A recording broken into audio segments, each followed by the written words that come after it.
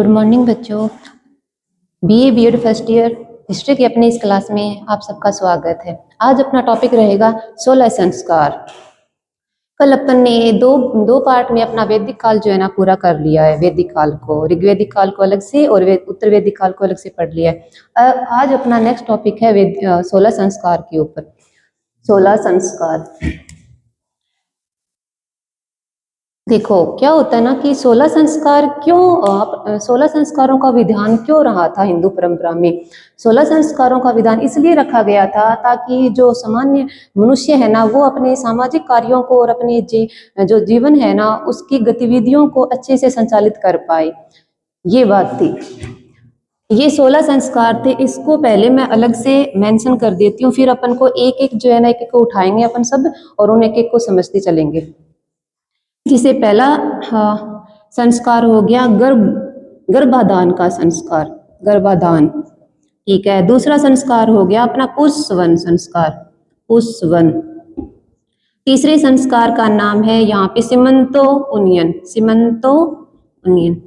इनके नाम याद रख लेना, साथ साथ में ही समझते चलना है। फिर सीमंतो उन्नयन। फिर होता है जात कर्म नाम का संस्कार, जात कर्म, जात कर्म।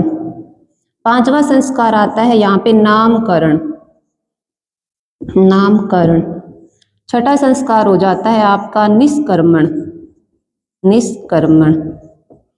सातवें संस्कार का नाम है यहाँ पे अन्नप्राशन, अन्नप्राशन। आठवें संस्कार का नाम है यहाँ पे मुंडन, मुंडन संस्कार। पहले इन 8 संस्कारों को अपन एक एक उठाते हैं और उसको डीपली पढ़ते हैं।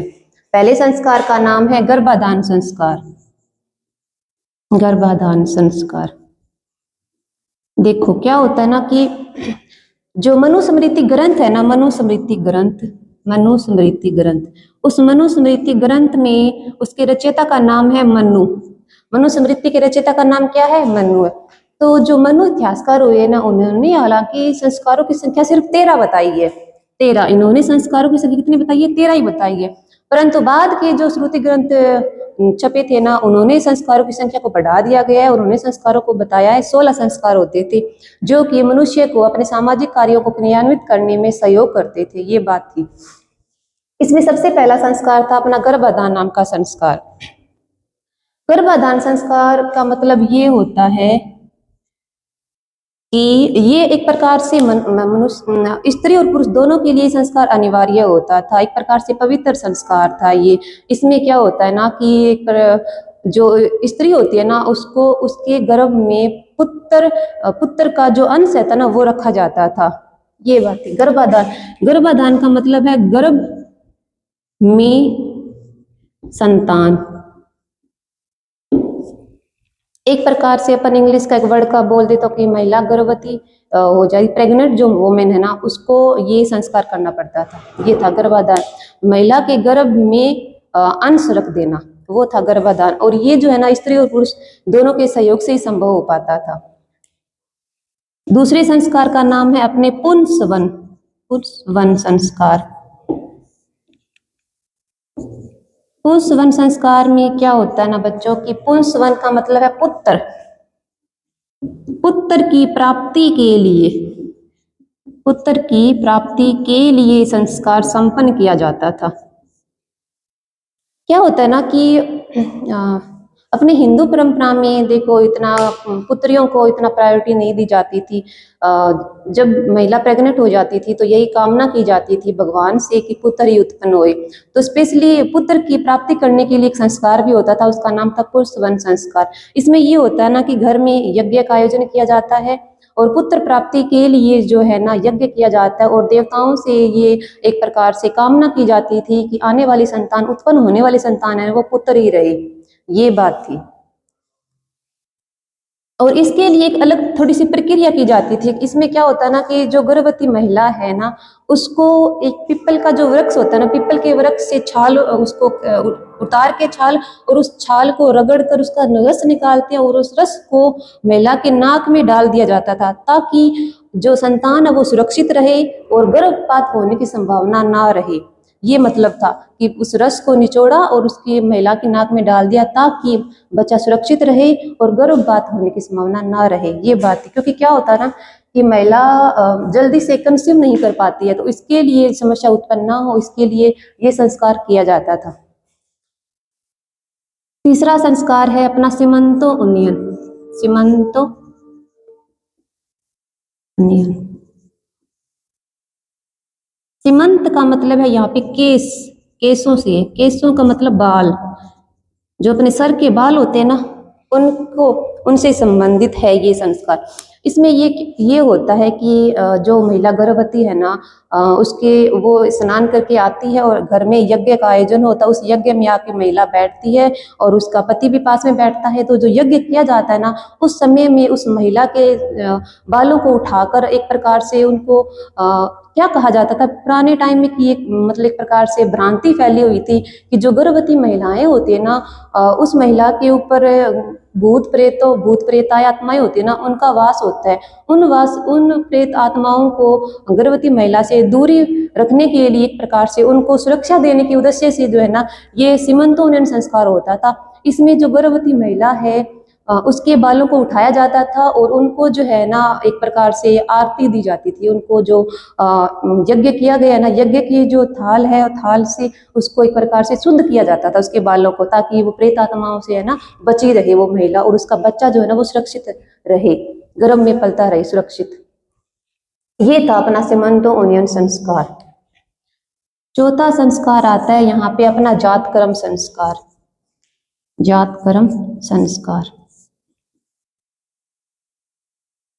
जात कर्म संस्कार तब होता है जो बच्चे का जन्म हो चुका है। कहने का मतलब जब बच्चे का जन्म हुआ है ना, तब ये संस्कार पिता के द्वारा किया जाता था। ठीक है, कि जब बच्चे का जन्म हो चुका है तब बच्चे के पास उसका पिता जाएगा और पिता जो है ना बच्चे के कान में जाके कुछ मंत्रों का उच्चारण करेगा और उस बच्चे को अपने जो पुत्र उत्पन्न उस पुत्र को अपनी जात के बारे में बताएगा। ये बात थी। और ये जो है ना एक प्रकार से बच्चे के नार कटने से पहले ही संस्कार संपन्न कर दिया जाता था। सामान्य सा था, ज्यादा इतना वो नहीं था। एक संस्कार आता है अपना नामकरण संस्कार। नामकरण, नामकरण संस्कार। अपन सबको ये ध्यान रखना चाहिए कि ये जो संस्कार है ना, ये मनुष्य को अच्छा जीवन जीने के लिए एक प्रकार से राह दिखाते हैं। संस्कार क्या होते हैं? संस्कार एक प्रकार से मनुष्य में पवित्रता लाते हैं, उसके विचारों को शुद्ध बनाते हैं, उसको एक प्रकार से जीने का तरीका सिखाते हैं ये संस्कार। ये था। और हिंदू परंपरा में इन संस्कारों को डाला गया ना, तो इसका मकसद यही है कि मनुष्य जो है ना एक प्रकार से अच्छा जीवन बिताए, उसका अच्छा व्यवहार बना रहे, वो सामाजिक क्रियाओं को करे, अपने जीवन की जो गतिविधियों को संचालित करे ना, तो एक तरीके से करे और एक उसके जीवन में जो समस्याएं आती रहती है ना, उन समस्याओं का वो निवारण करे और उन समस्याओं का सामना करने के लिए वो व्यक्ति जो है ना हमेशा तत्पर खड़ा रहे, वो घबराए नहीं, वो डरे नहीं। ये मतलब था इन संस्कारों का। यहाँ पे नामकरण संस्कार में ये होता है कि चलो बच्चा जो है ना जन्म ले चुका है, तो बच्चे के 12वें दिन मोस्टली ये होता था, 12वें या 13वें दिन ये संस्कार संपन्न किया जाता था।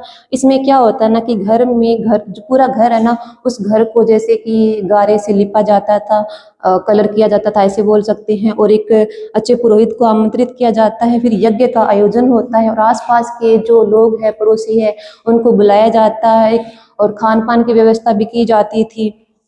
सगे संबंधियों को भी हमें आमंत्रित किया जाता था। अब तक कोई भी संस्कारों में नहीं किया गया। अब नामकरण जब बच्चे का होता है ना, तब सगे संबंधियों को भी आमंत्रित किया जाता है और आसपास के जो भी सगे संबंधी है, आसपास के जो भी लोग है ना, उनको यहाँ पे बुलाया जाता है, उसके खान पान की व्यवस्था होती थी। इसमें क्या होता है ना कि माँ जो है ना बच्चे को अपनी गोदी में उठा के लाती है और वो यज्ञ चल रहा है, यज्ञ में आके वो बैठ जाती है और बच्चे का पिता पहले से यज्ञ में बैठा हुआ होता है, मंत्रों का उच्चारण जन्म पुरोहित जी कर रहे होते हैं। नामकरण का मतलब ये है कि उससे बच्चे की राशि पंडित के द्वारा, पुरोहित के द्वारा बताई जाती है, उसके अनुसार उसका नामकरण निकाल दिया जाता है। ये था नामकरण संस्कार, जो कि बच्चे के 12वें या 13वें दिन संपन्न होता था। ठीक है, इसके बाद में अपन देखेंगे निष्कर्मण। निष्कर्मण, निष्कर्मण संस्कार। निष्क्रमण का मतलब या थोड़ा ध्यान रखना, निष्क्रमण का मतलब होता है बाहर निकालना या बाहर जाना। निष्क्रमण का मतलब क्या हो गया? बाहर जाना, बाहर जाना या बाहर निकालना।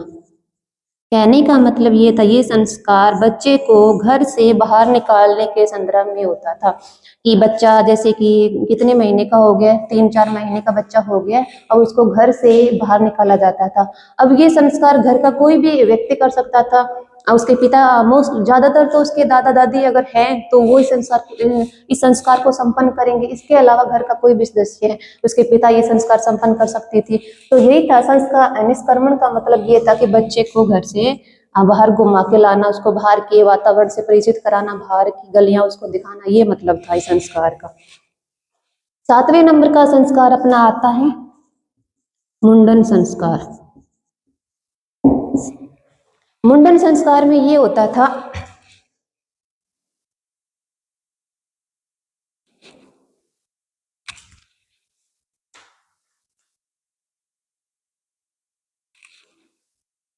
सातवें नंबर का क्या था? अन्नप्राशन लिखा था मैंने, हाँ, अन्नप्राशन। 7वें नंबर का आता है अपना संस्कार अन्नप्राशन नाम का। अन्नप्राशन, इसका मतलब ये है बच्चे को अब खाना खिलाया खिलाया जाएगा। अन्नप्राशन का मतलब अन्न खिलाना, खाना खिलाना बच्चे को। अब तक बच्चा जो है ना माता का दूध पी रहा था और माता का दूध पी के वो बच्चा बड़ा हो रहा था। अब उसको जो है ना जो भी हल्का फुल्का खाना होता है वो बच्चे को खिलाया जाएगा। ये संस्कार कब होता था? ये संस्कार होता था 5वें या 6ठे महीने में, माह में। बच्चे के जन्म के 5वें 6ठे माह के अंतराल में जो है ना अन्नप्राशन नामक संस्कार किया जाता था। बच्चे को अब घर में जो भी खाना बन रहा है, जैसे कि हल्का फुल्का खाना, दूध दही का हो गया, कोई भी छोटा मोटा दलिया हो गया, हल्का दलिया हो गया, वो बच्चे को खिलाया जाता था और ये संस्कार जो है ना वो संपन्न किए जाते थे। 8वां संस्कार है अपना मुंडन संस्कार। मुंडन संस्कार ये संपन्न होता है बच्चे के 12 महीने 12 माह में। कहने का मतलब जब बच्चा 1 साल का हो गया है तब उसका मुंडन किया जाएगा। कहने का मतलब उसके जो सर के जो बाल है ना वो मुंडवाए जाएंगे, उसके सर के बाल साफ किए जाएंगे। इस ये सोचकर कि आने वाले वर्षों में जब वो बड़ा 1 साल के बाद वो बड़ा होगा तो उसके बाल नए उत्पन्न होंगे और वो अच्छे होंगे।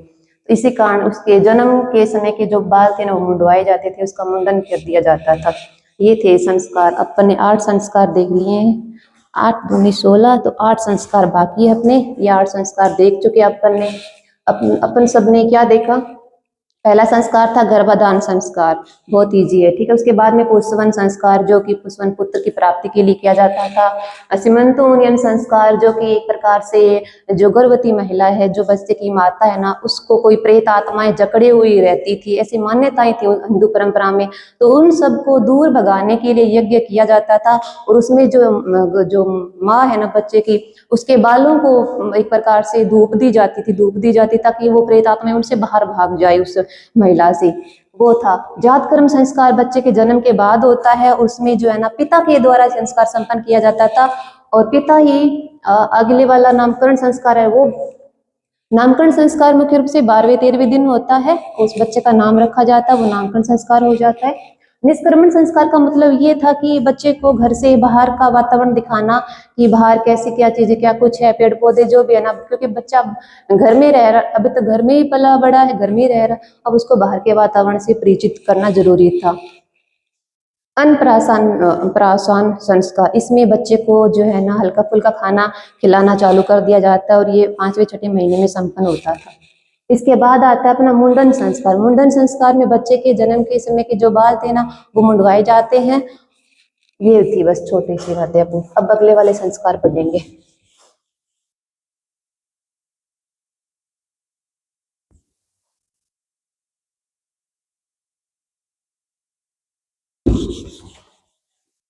संस्कारों का टॉपिक इतना टफ नहीं है, एक बार आप 2 बार आप इस क्लास को देख लोगे, इसके बाद में आप नोट्स पढ़ लोगे ना तो बहुत आसानी से इन चीज़ों को समझ पाओगे। इतना डीपली नहीं है ये चीज़ें, और हिस्ट्री तो बहुत ही इंटरेस्टिंग सब्जेक्ट है, आपको पढ़ने में आसानी रहेगी।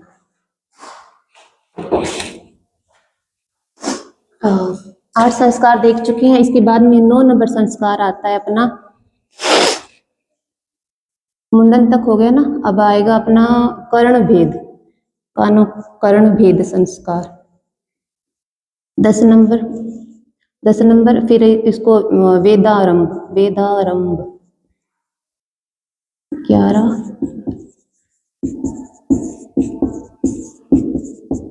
और 16। लास्ट संस्कार अंत्येष्टि, विवाह, समावर्तन और सीमंतोनिय, नहीं वेदारंभ हो गया अपना। हाँ, यहाँ पे उपनयन होगा बच्चे का, उपनयन होगा। उसके बाद में उसको वेदों की शिक्षा दी जाएगी, विद्यारंभ होगा उसका, विद्यारंभ। वेदारंभ, यहाँ पे विद्यारंभ होगा, विद्यारंभ। छोटे मोटे अक्षरों का ज्ञान है, यहाँ पे उसको वेदों की शिक्षा दी जाएगी, वेदारंभ। ये हो जाएगा। और वेदारंभ के बाद में समावर्तन हो गया। एक संस्कार का नाम भूल रही हूँ मैं, कौन सा आता है। हाँ, उसका फिर वो गुरु दक्षिणा देगा ना, उसका वो होगा किशांत, किशांत नाम का संस्कार होगा। ठीक है, ये बाकी के संस्कार हैं, इनके नाम एक बार देख लो, आगे अपने इनको थ्योरी में पढ़ेंगे। ठीक है, कर्ण भेद संस्कार, विद्यारंभ, उपनयन, विदारंभ और केशांत, समावर्तन, विवाह, अंत्येष्टि। अब इनको डीपली पढ़ते हैं अपन, एक एक को उठाते हैं। देखो, कर्ण भेद संस्कार 9 नंबर का संस्कार। इनको अपन को एक बात, अपने को एक बात याद रखनी है कि इनको आगे पीछे नहीं करना है, इनको क्रमशः चलते पढ़ते चले जाना है। ये नहीं कि आप सीधा समावर्तन को पढ़ लोगे या सीधा वेदारंभ को पढ़ लोगे, ऐसा नहीं हो पाएगा। इनको 1 नंबर 2 नंबर 3 नंबर दे के ही पढ़ना है, इनको आगे पीछे अपन नहीं पढ़ सकते हैं। तो ये भी है कर्ण भेद संस्कार। कर्ण भेद का मतलब है बच्चे के कानों को मुंडवाना, कानों को मुंडवाना। ये संस्कार बच्चे के, कहने का मतलब ये था कि कोई आयु निश्चित नहीं है कि किसी आयु में ये संस्कार किया जाता था। इसमें अपन को थोड़ी सी बातें जो ध्यान रख, अपने को जो बातें ध्यान रखने वाली है, वो ये बातें ध्यान रखने वाली है कि कर्ण भेद संस्कार में वर्ण व्यवस्था आ जाती थी। मैंने आप सबको कल वर्ण व्यवस्था के बारे में बताया था कि वैदिक जो टाइम था ना, उस टाइम में वर्ण व्यवस्था बहुत जोरों से थी। ऋग्वेदिक काल में ये इतना सरल, इतना टफ नहीं थी। उत्तर वैदिक काल में जाके वर्ण व्यवस्था बहुत जटिलता ले लेती है, और एक प्रकार से नीचे के 2 वर्ण थे ना, उनको तो जीना हराम हो जाता है। उनको अपने अधिकारों के लिए जो है ना, लड़ना तो नहीं बोल सकते, परंतु ये था उनका खुद का कोई वर्चस्व नहीं रह पाता है। 4 मैंने कल आपको वर्ण बताए थे, जैसे ब्राह्मण वर्ण था, एक था क्षत्रिय वर्ण, तीसरा वर्ण है वैश्य, और चौथा वर्ण है यहाँ पे शूद्र वर्ण। ये 4 वर्ण मैंने आप सबको कल बताए थे। यहाँ पे जब अपन 16 संस्कारों में एक संस्कार कर्ण भेद संस्कार करते हैं ना, उधर एक वर्ण व्यवस्था की जो प्रणाली वो बीच में आ जाती है। कहने का मतलब ये था कि जो ब्राह्मण जाति का व्यक्ति है, वो उसका जो कान बेधे जाएंगे ना, उसके कान मतलब छेद निकाले जाएंगे कानों में, तब उसमें कौन सी सुई का इस्तेमाल किया जाएगा, वो बंटी हुई थी। कहने का मतलब ब्राह्मण है, क्षत्रिय है ना, ये तो सोने की सुइयों से ही कान छिदवाएंगे अपने, सवर्ण सवर्ण की सुइयां। और जो वैश्य है ना, वैश्य, उसके कान छेदे जाते थे लोहे की सुई से, लोहे की सुई से। तो क्या पता चला यहाँ पे अपन को, ये अपन सबको ये पता चला है कि कर्ण भेद संस्कार में वर्ण व्यवस्था, हालांकि सब में थी, थोड़ी थोड़ी वर्ण व्यवस्था हर जगह आती है। अपन को, अपने सबको एक बात तो याद रखने वाली है कि ये संस्कार जो है ना, वर्ण व्यवस्था में सिर्फ ब्राह्मण क्षत्रिय के लिए ही संस्कार होते थे। जो नीची जाति के जो है ना, शूद्र, उनको कोई संस्कार करने की इजाजत ही नहीं थी, वो कोई संस्कार नहीं कर सकते थे। तो क्या पता चला अपन सबको ये पता चला कि जो ब्राह्मण और क्षत्रिय वर्ण के जो लोग हैं ना, उनके कर्ण भेद नामक संस्कार संपन्न होता है। उस टाइम पे उनको जो जिस सुई से उनका काद छेदे जा रहे हैं ना, वो सुइयां स्वर्ण सुइयां थी, सोने की सुइयां होती थी वो। परंतु जो वैश्य वर्ण, वैश्य जो वर्ग है ना, उसके लिए ये संस्कार संपन्न करने के लिए लोहे की सुई का इस्तेमाल करना अनिवार्य था, ये थी। और इनका ये जो कानून थे ना, वो मजबूत थे, इनका कोई अवहेलना करना नहीं नहीं हो सकती थी, इनकी अवहेलना नहीं हो सकती थी। इससे आगे का संस्कार आता है अपना विद्यारंभ का संस्कार। विद्यारंभ, विद्यारंभ, विद्यारंभ का मतलब ये है कि बच्चा जो है ना, अब जैसे 1.5 साल का हो गया बच्चा, अब उसको थोड़े बहुत अक्षरों का ज्ञान करवाना जरूरी था। अब उसको, क्योंकि अब उसको पढ़ाई भी करवानी आ गई, तो थोड़ा बहुत उसको अक्षरों का ज्ञान। विद्यारंभ 10 नंबर पे ये संस्कार आ जाता है, विद्यारंभ। विद्यारंभ संस्कार, इसका मतलब है बच्चों को अक्षरों का ज्ञान करवाना, अक्षरों का ज्ञान। जैसा सीधा किताबें नहीं पकड़ा देनी उसको, सीधा उसको ये नहीं कि ये याद कर, वो ऐसा नहीं। अक्षरों का ज्ञान करवाने का मतलब ये था कि छोटी बहुत इकाइयां उसको बतानी, जैसे ए या जैसे जो भी होती छोटी छोटी इकाइयां पढ़ाई की, वो उसको बतानी। ये था अक्षरों का ज्ञान बच्चे को करवाना, ज्यादा बड़ा नहीं है, बस इतना ही था। इससे आगे का संस्कार जो आता है ना, वो उपनयन संस्कार आता है। उपनयन, उपनयन संस्कार, उपनयन, इसका ये मतलब है बच्चे के द्वारा अपने गुरु के पास बैठकर शिक्षा ग्रहण करना। और ये कब संभव हो सकता था? ये तभी संभव हो सकता था जब बच्चा गुरुकुल में जाए, अपने गुरु के पास जाए, और उस आश्रम में बोल दो, गुरुकुल बोल दो, वहां जाए और गुरु के पास बैठकर जो है ना शिक्षा ग्रहण करे। ये था संस्कार। तो ये संस्कार जो है ना, ये भी वर्ण व्यवस्था में ढका हुआ था। वर्ण व्यवस्था में कि ब्राह्मण जाति का जो है, ब्राह्मण वर्ण का जो व्यक्ति है, उसका जो उपनयन संस्कार होगा, वो उसकी आयु 12 साल थी, 11-12 साल मानी गई है। इसके अलावा जो क्षत्रिय है, जो वैश्य है ना, उनकी आयु से नीचे होती थी, 8 वर्ष बोल दो, 9 वर्ष बोल दो, ऐसी आयु उनकी डिवाइड की गई थी।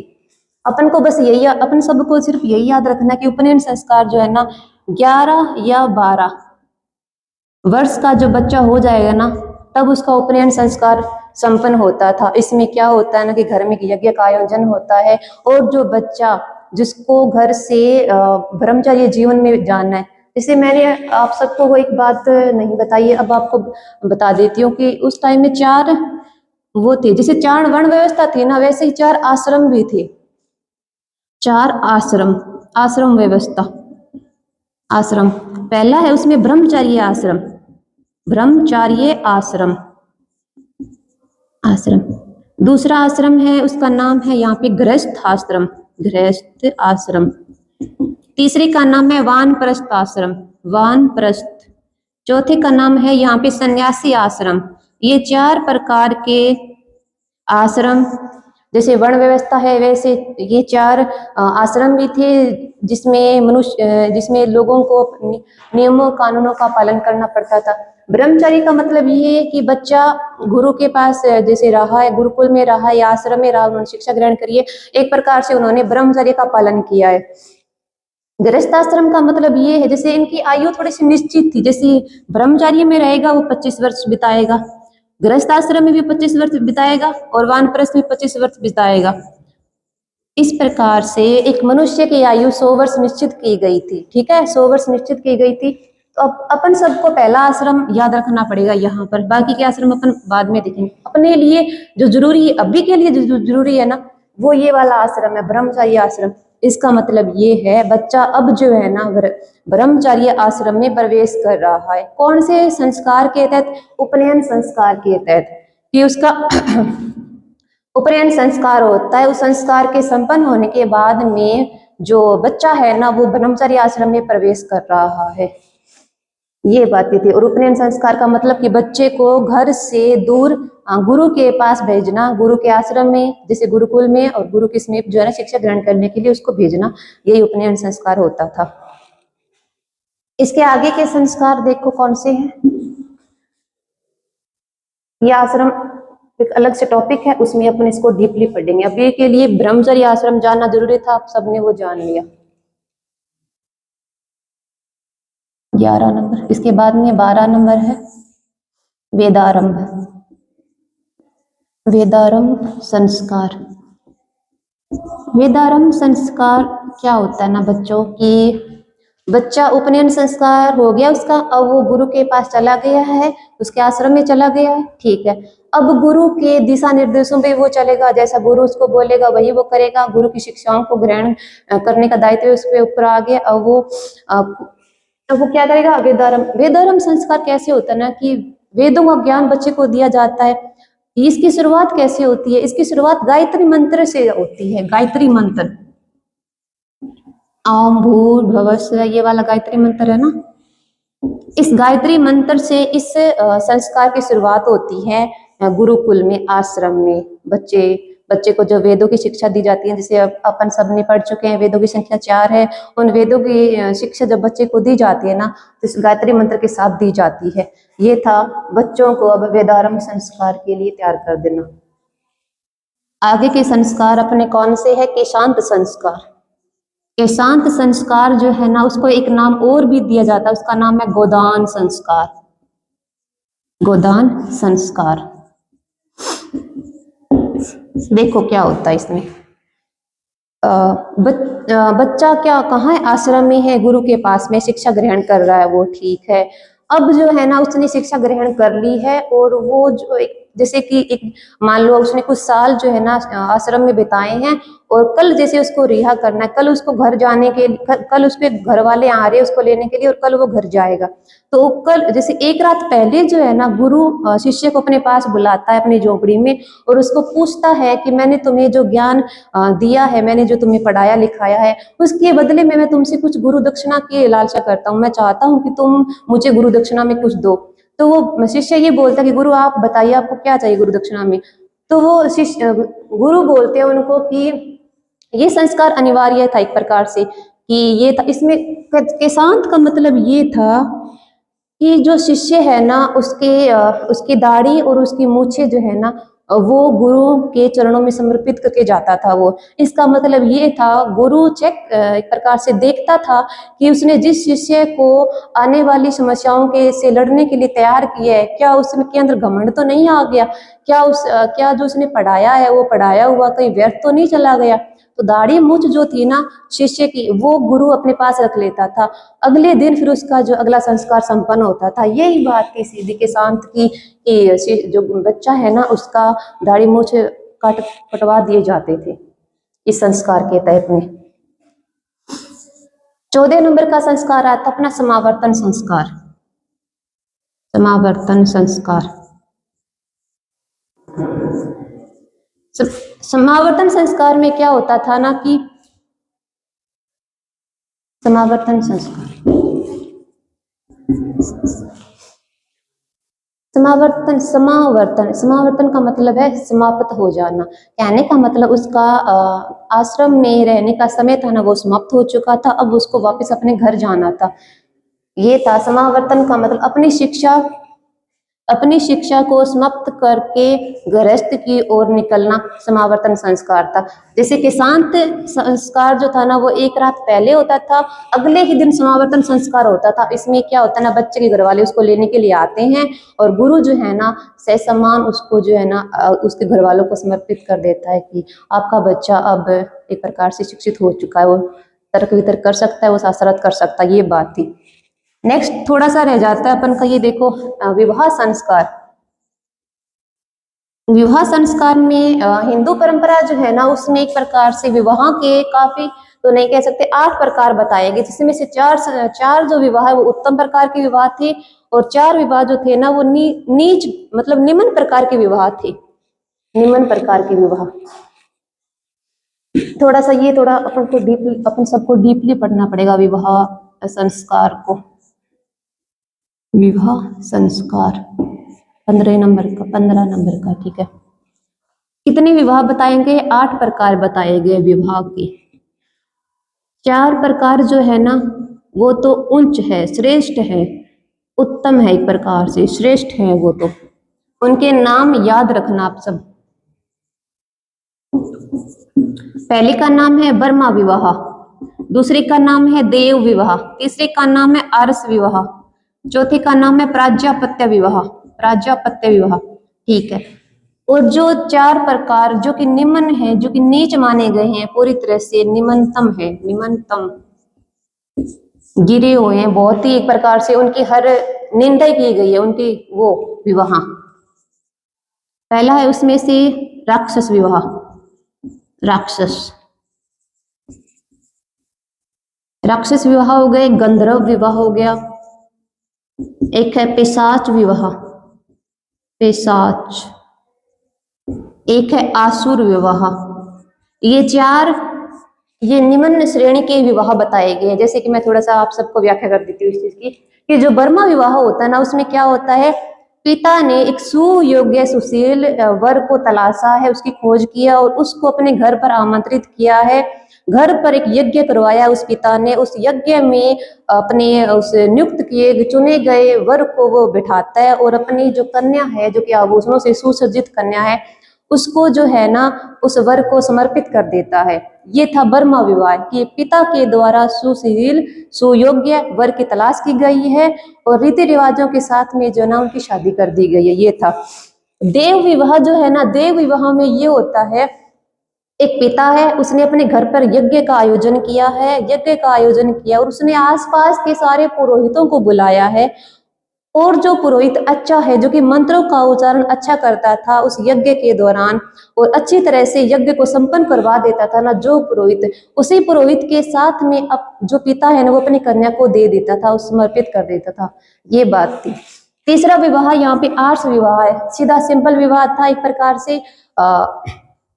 पिता ने जो वर है ना, उन वर पक्ष से क्या लिया है, थोड़ा सा लालच, मतलब लोभ लिए, कहने का मतलब एक गाय बैल जोड़ी होती है ना, गाय और बैल की जोड़ी, वो पिता ने ली है, बच्ची को वर पक्ष को दे दिया है गाय बैल की जोड़ी लेने के बाद में। चौथा विवाह यहाँ पे प्राजापत्य विवाह होता है, बहुत ही अच्छा विवाह है। उसमें क्या होता है ना कि शादी जो है ना वो रीति रिवाज के साथ कर दी गई है दोनों बच्चों की, वर और वधू की, और उसको सिर्फ आशीर्वाद दिया है पिता ने कि आप जो है ना सामाजिक कार्यों को अच्छे से संचालित करो और आप जो है ना अपना वैवाहिक जीवन अच्छे से जियो। ये था प्राजापत्य विवाह। और ये है निम्न श्रेणी के विवाह जिनकी निंदा ही की गई है, ये बात है। इसमें से राक्षस विवाह, गंधर्व विवाह, पिशाच और आसुर विवाह। राक्षस विवाह में क्या होता है भाई, राक्षस विवाह में ये था कि कन्या की मर्जी के बिना उससे शादी कर लेना, ठीक है। गंधर्व विवाह में एक प्रकार से आज की प्रेम विवाह बोल सकते हैं उसको, प्रेम विवाह, लव मैरिज, कि दोनों की मर्जी होती थी और वो शादी कर देते थे।